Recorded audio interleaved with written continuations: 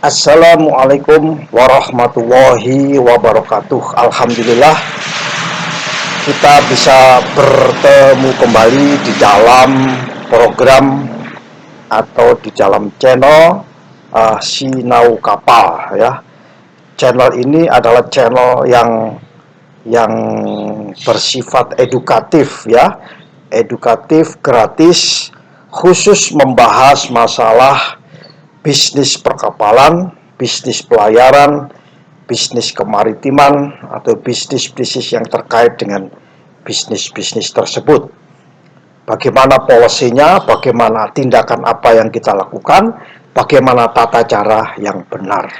Dan ini dibahas secara lengkap dari masing-masing angel ya, dari angel-angel manapun. Nah, kali ini saya pada pagi hari yang cukup mendung ini di wilayah kami di Bekasi ini sangat mendung ya, terutama di daerah sana itu cukup mendung sekali ya. Dan suasana COVID ini lebih enak kita berbagi sharing melalui channel YouTube ini sangat efektif dan langsung menuju ke seluruh kawan-kawan praktisi maritim. Dan alhamdulillah banyak kawan-kawan yang selalu diskusi dengan saya langsung ke HP saya. Saya sangat bangga bisa berkomunikasi dan diskusi dengan kawan-kawan, terutama masalah bisnis perkapalan, bisnis pelayaran, dan bisnis terkait dengan kemaritiman. Nah, beberapa saat yang lalu ada dua kapal ya. Dua kapal itu bendera, kalau tidak salah bendera Panama ya. Bendera Panama sama bendera Iran ya.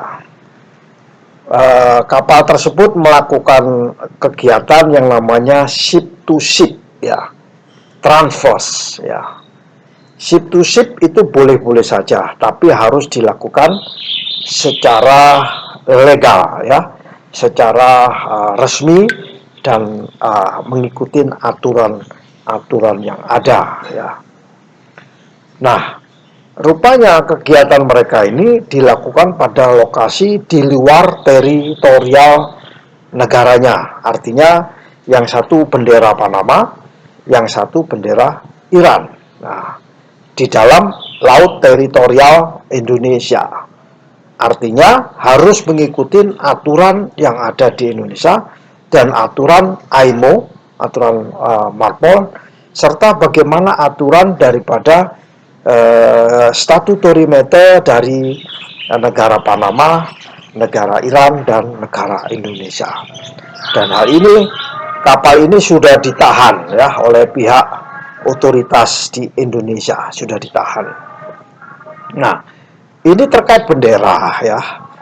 Kalau bendera kapal. Nah, di mana sebenarnya tempat yang bagus untuk melakukan ship to ship transfer? Di area perairan mana yang tepat untuk melakukan pemindahan kargo ini? Nah, kali ini saya akan berbagi tentang tata cara memilih ya, tata cara memilih area untuk melakukan transfers. Kawan-kawan semua, kita semua pasti ya, kapal itu berbagai macam bendera ya, berbendera, dia pasti mengibarkan bendera negaranya, maksudnya ya, bendera negaranya. Nah, kita harus tahu bagaimana bendera negara itu berfungsi. Di dalam buku ini, yaitu bendera kapal menurut aturan PBB, itu bagaimana dia harus berfungsi, bagaimana dia harus berlaku, ini diatur semua oleh PBB, dan teknis pelaksanaan misalnya ship to ship diatur oleh IMO misalnya ya, diatur oleh IMO. Misalnya di dalam buku saya itu ada namanya ship to ship transfers. bagaimana cara benar dan praktis melakukan ship-to-ship transfers. Bila ada yang membutuhkan, bisa komunikasi dengan saya. Kawan-kawan semua, terkait dengan area ya, ini kita ambil angle-nya, angle area, di mana letak yang paling tepat untuk membangun atau melaksanakan namanya ship-to-ship transfer. Area mana? Apakah harus di area teritorial suatu negara atau di luar teritorial, dalam arti di zona ekonomi eksklusif miliknya suatu negara, atau di laut lepas ya. Mana kira-kira yang paling tepat? Kawan-kawan semua, biasanya transfers itu dilakukan kalau enggak di teritorial negara atau di zona ekonomi eksklusif ya. Sedangkan di laut lepas bisa saja, cuman itu sangat riskan, berisiko tinggi ya. Karena ship to ship bisa dilakukan dengan underway ya. Underway itu pada saat mengapung ya, kedua-duanya mengapung, gantet ya, gandeng ini, dan atau pada saat dengan menggunakan lego jangkar ya, anchorage, melakukan anchor, salah satu anchor itu bisa dilakukan. Nah, cara yang paling tepat adalah di 2 titik ya. Sampai dengan sekarang belum ada teknologi yang paling bagus. Teknologi yang paling bagus sekarang, tata cara yang paling bagus adalah di area teritorial suatu negara ya, dan di zona ekonomi eksklusif boleh. Nah, kemarin itu kapal yang bendera Panama dan bendera Iran, tanker ini, itu berada di teritorial Indonesia, tepatnya di Kalimantan Barat ya, itu dekat sebelah baratnya Pontianak, kalau nggak salah sebelah baratnya kota Pontianak atau Kalimantan Barat. Nah, dia tidak melakukan tata cara ship to ship transfers, tidak melakukan notis pemberitahuan ya, tidak melakukan. Nah, nanti akan ada sesi tersendiri, angle bagaimana tata cara memberitahukan kepada pihak otoritas. Notice to authority, itu notice to authority harus dilakukan. Nah, kita tidak membahas notice to authority ya. Notice to authority nanti ada sesi channel saya ya, yang Bapak dan Ibu bisa buka di YouTube channel saya, Sinau Kapal atau Saifuddin Tahir, terkait dengan notice to authority. Kawan-kawan semua, terkait dengan area ini sangat tepat, harus direncanakan dengan baik ya. Sebagaimana kawan-kawan bertanya pada saat kejadian kecelakaan tersebut, area transfer itu harus dipilih secara khusus. Dipilih ya.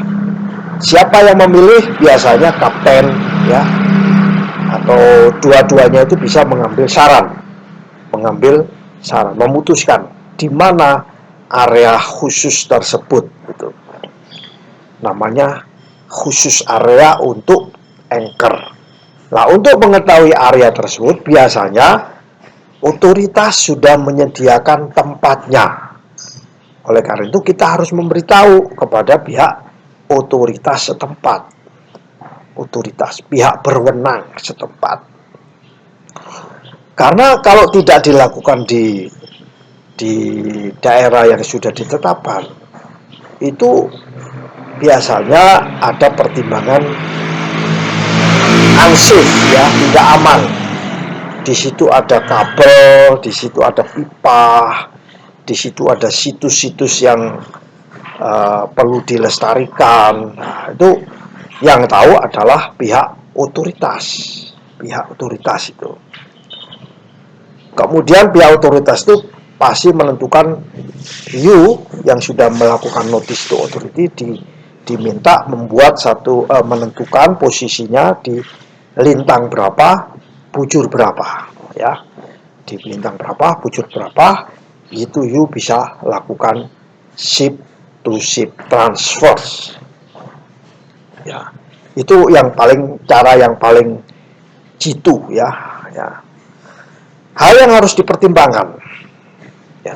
Bila kita mempertimbangkan untuk melakukan ship to ship transfers, maka beberapa item yang harus kita lakukan sebelum kita memutuskan untuk start merencanakan atau melakukan ship to ship transfers. Nah, ini sharing kita pada pagi hari ini adalah sharing yang terkait dengan area mana yang kira-kira tepat untuk kita lakukan ship to ship transfers, ya. Yang pertama adalah memberitahukan, ya, seperti yang saya katakan tadi, notice to authority, pemberitahuan. Karena kapal ship to ship itu ada 5 langkah yang harus diperhatikan. Yang pertama yaitu perencanaan sebelum kedatangan kapal untuk melakukan ship to ship transfers. Yang kedua, kedatangan kapal. Ketiga, berlabuh. Dan keempat, menyelesaikan. Yang kelima, meninggalkan daripada area ship to ship transfers. Jadi kita harus memberitahukan hal tersebut. Item-item pemberitahuan harus jelas, ya. Seperti form bisa dilihat di masing-masing form setiap kapal, ya. Bisa kita menggunakan format yang dari OCIMF atau format yang telah diterbitkan oleh IMO. Bisa kita adopsi, ya. Bisa kita adopsi. Kemudian setelah kita memberitahukan tadi, pasti langkah selanjutnya kita menunggu dalam tempo yang cepat. Biasanya government, otoritas memberikan lokasi yang tepat di mana letak daripada area STS. Itu langkah yang pertama, memberitahu dan menunggu area yang tepat untuk melakukan ship to ship transfers. Apa langkah kedua? Langkah kedua adalah posisi kapal, baik kapal yang sedang lightering atau yang sedang diisi, discharge atau yang sedang loading. Ini harus mencari tempat-tempat yang bisa berlindung. Taruh kata meskipun sudah diberikan posisinya, tapi kalau itu merasa tidak aman, maka pemilik kapal atau kapten kapal, baik dari kapten yang satu maupun kapten yang kedua, itu boleh menentukan yang lain. Jadi boleh berkomunikasi lagi kepada pihak otoritas. Misalnya alasannya tidak aman. Karena syarat yang kedua itu tempat tersebut harus mudah untuk dilakukan sebagai tempat berlindung. Misalnya di baliknya pulau, ya. Di baliknya pulau itu tempat berlindung dari apa? Dari cuaca, badai, angin, ya, atau gelombang yang tinggi, ya. Ya, kalau badai angin kan terjadi yawing, tadi heaving, ya, terjadi pitching, trim dan lain sebagainya. Dan ini membahayakan manifold kapal tersebut. Atau adanya gelombang. Gelombang ini freeboardnya menjadi tidak stabil, dan itu tidak boleh dilakukan bila terjadi gelombang yang mengakibatkan freeboard kapal ini terjadi dinamis, ya. Ini tidak boleh. Jadi yang kedua, cara yang kedua yaitu kita sebagai kapten kapal, pemilik kapal harus mencari lokasi yang tepat untuk berlindung dari cuaca, berlindung dari gelombang air laut. Itu cara yang kedua. Tentunya cara ini harus dicek lewat BMKG, ya, Badan Meteorologi dan Geofisika. Kawan-kawan dari Pramarin juga ada yang sebagai sekretaris daripada Badan Meteorologi dan Geofisika, itu Bapak Dwi Budi Sutrisno, itu sebagai sekretaris dari Badan Meteorologi dan Geofisika itu. Nah, itu bisa kita mintakan informasi atau lewat website, itu bisa dilihat pada tanggal itu, jam itu, detik itu, forecastingnya ada berapa gelombangnya, arusnya berapa, ya, cuacanya bagaimana. Yang ketiga, ini cara menentukan area yang tepat untuk STS. Yang ketiga, yaitu kita sendiri harus bisa memprediksi cuaca, ya. Data yang disampaikan dari BMKG atau informasi atau kondisi sebenarnya di lapangan itu adalah realistik, ya. Akan menjadi bagaimana untuk ke depan. Proses transfer ini tidak membutuhkan waktu yang singkat, tapi membutuhkan waktu yang lama, ya. Kita mengisi bak kolam renang aja, bak kolam renang itu membutuhkan waktu minimal setengah hari itu untuk mengisi bak kolam renang. Nah, kapal yang yang besar, ya, misalnya FVLCC atau kapal yang kecil aja, itu sudah sampai 10.000, 20.000 ton, ya. Apalagi kapal baru miliknya Pertamina yang barusan diluncurkan, VLCC yang baru itu sampai berapa juta liter itu, kiloliter itu. Dan itu pasti membutuhkan waktu yang lama, dan kita harus bisa memprediksi cuaca dalam waktu periode tersebut. Cuaca akan bagaimana, ya. Cuaca itu akan bagaimana. Praktisi maritim harus bisa memberikan prediksi akan adanya cuaca. Kapten kapal juga demikian, pemilik kapal, dua-duanya. Nah, pada saat transfer, salah satu harus menjadi personel yang in charge, ya. Tidak ada dua kapten berlaku bersama-sama, tapi begitu STS ada namanya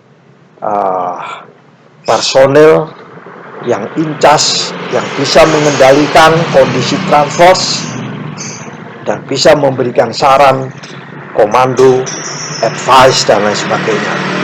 Itu disebut POAC, ya, POAC, ya.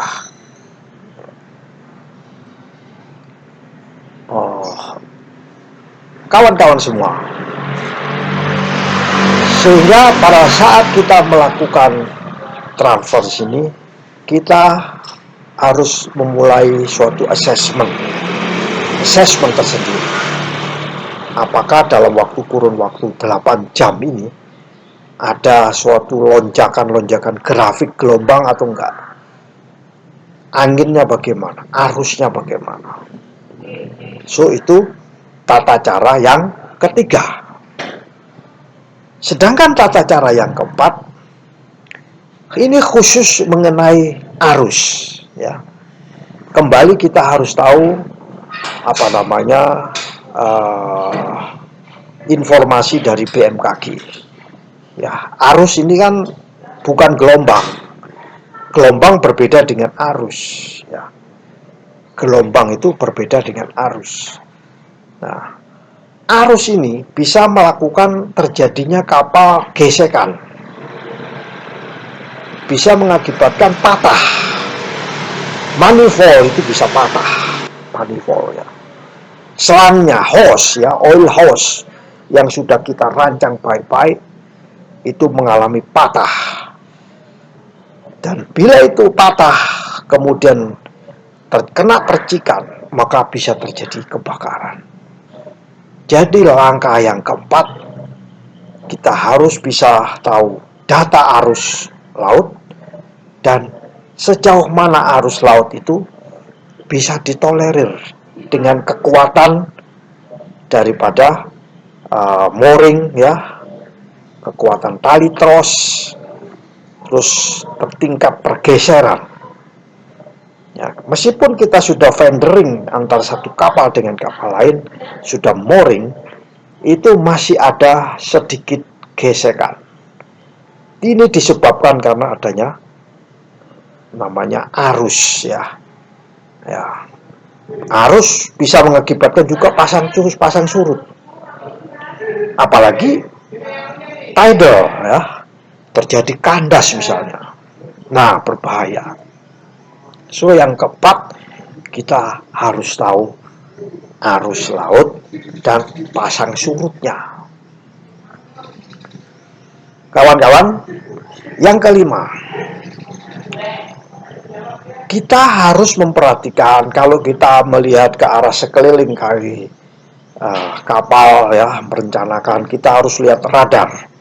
Kalau kita memutuskan di satu titik tertentu, maka kita harus tahu radar. Apakah kita berdekatan dengan instalasi bangunan lepas pantai atau tidak, offshore atau tidak. Jangan berdekatan dengan offshore.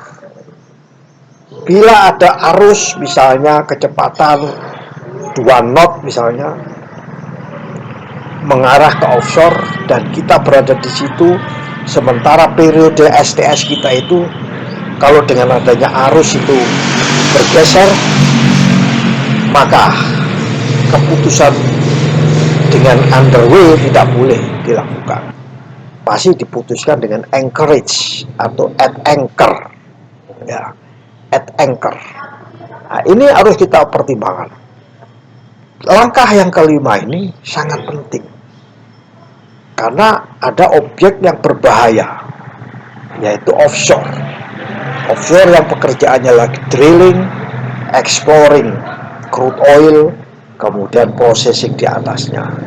Di situ ada flare tower ya. Flare tower itu kalau kita transfer ada potensi ada gas ya.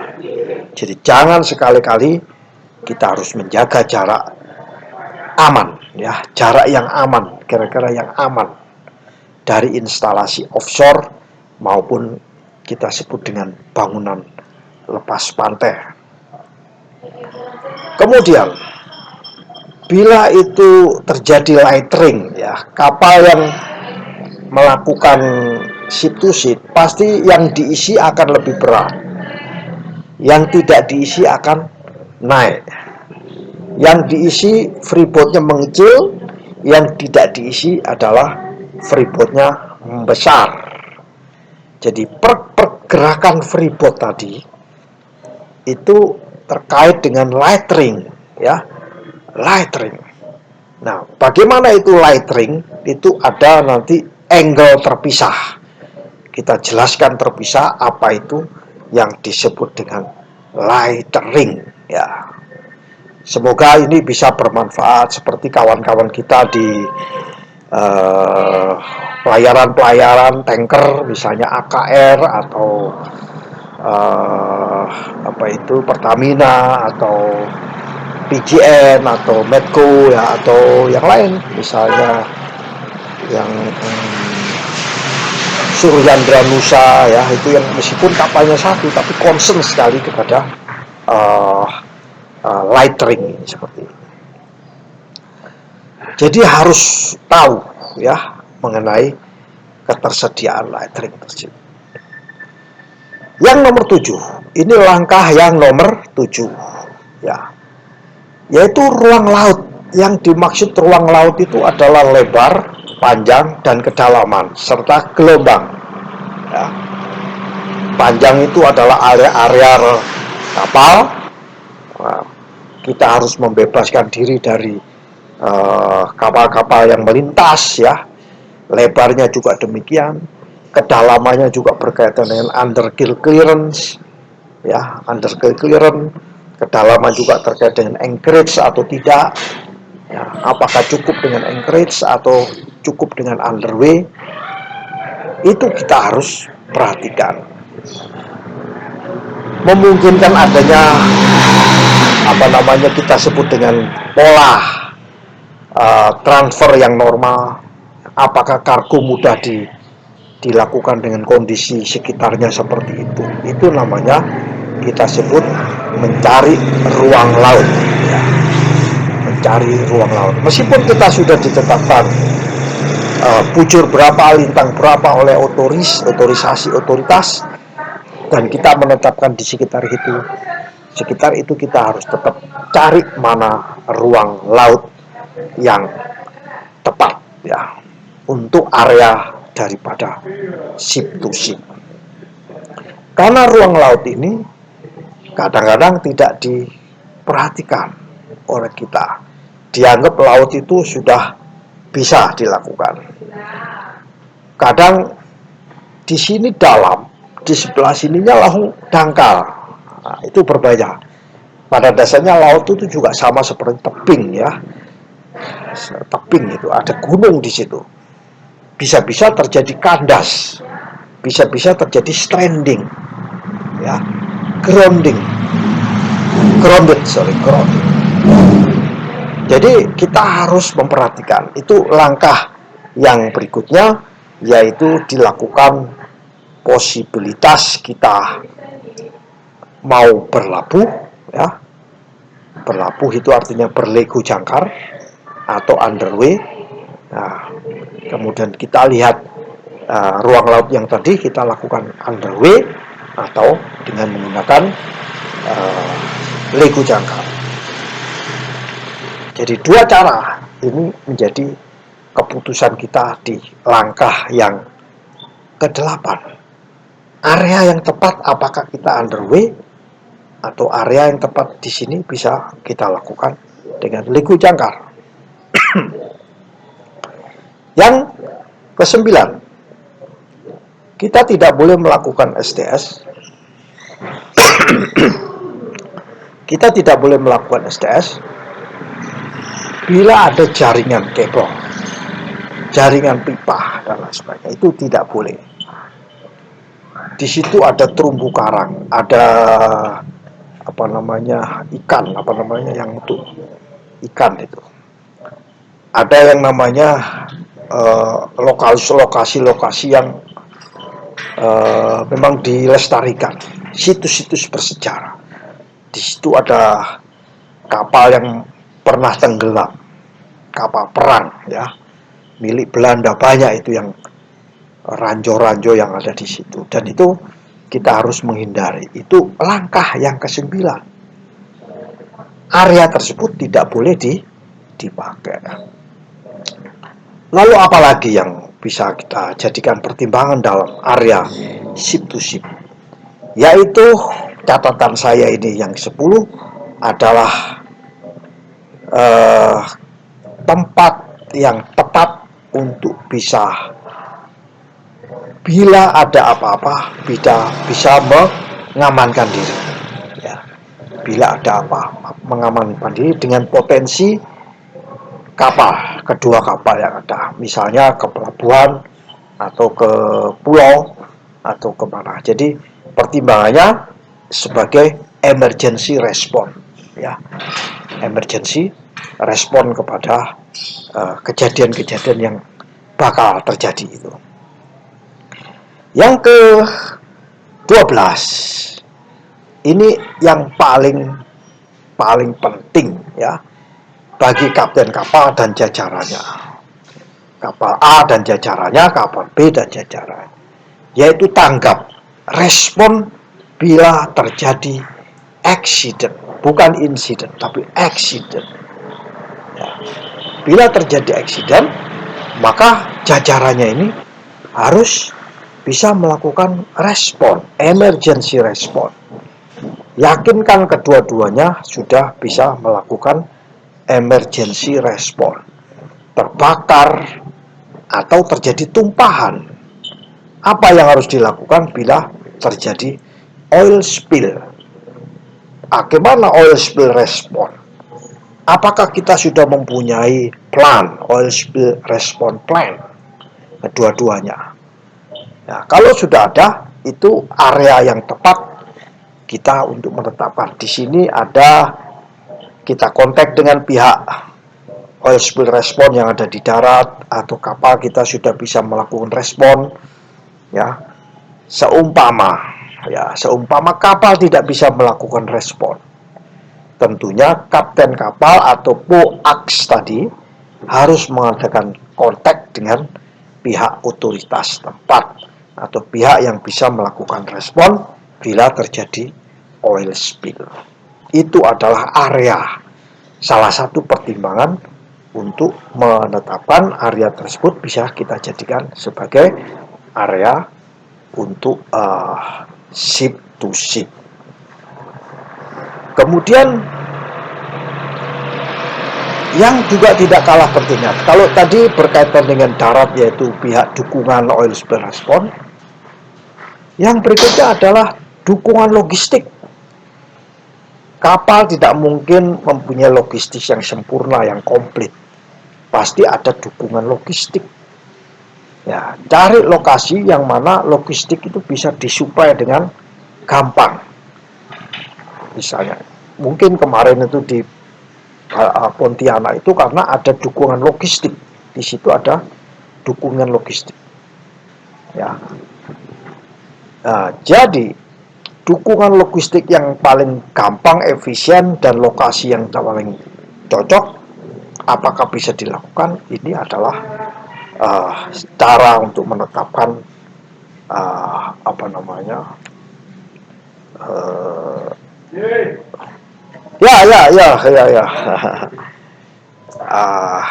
menetapkan area sebagai untuk ship to ship transfer.